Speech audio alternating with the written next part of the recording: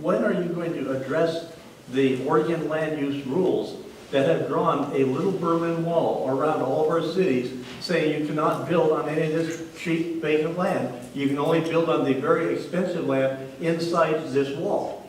Now, you're supposed to have a 20-year supply of land, but it's theoretical, it's not real, it's not buildable.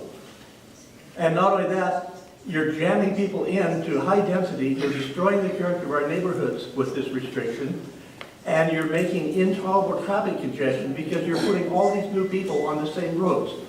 The solution, and this is doubled, literally doubled, maybe even tripled the cost of rent in Portland, well, many cities in Oregon. And it's doubled and tripled the cost of housing.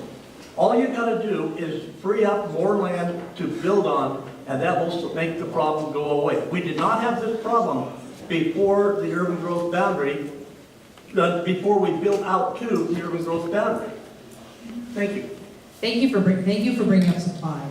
One of the biggest issues on housing is there's just literally not enough places for people to live.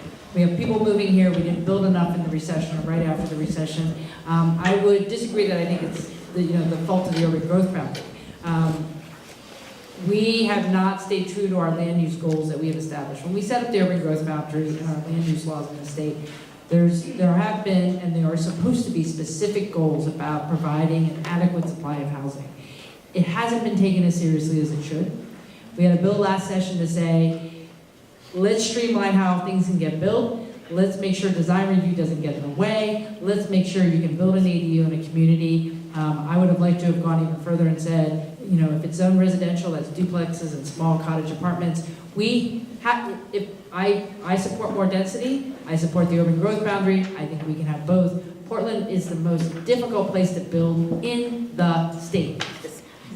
Portland can be doing a better job. I would just recommend just one simple thing. They can have one Form 4 construction application. You have to go to 5 different agencies in this city to build anything. It's not stopping the buildings from going up, and there's plenty of places to live. They're just not in the economic realms of where people. Actually, there's not. There's literally not. There are tens of thousands of units short.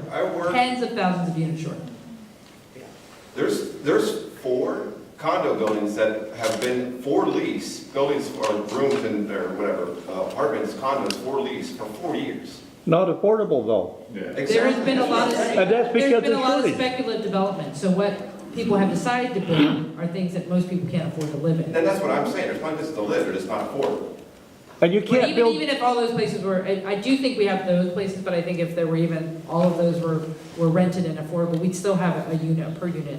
And problems. you Because we can't. haven't taken the land use goals seriously.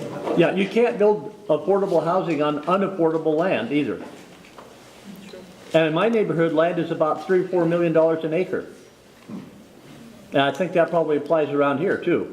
Well, and to the urban growth boundary issue, I think one of the things is, if we said, okay, just build outside the line and move the line, what we will find is most of that land is not ready for development. Doesn't have the infrastructure, doesn't have the sewers, the electric, whatever, all the stuff you need to actually build a house. Let the builders do that on their own like they used to. Well, the challenge is, I think most developers will tell you, yeah, they could build outside the urban growth boundary and develop, but they're going to be very expensive homes. And so we're back in the same situation we are.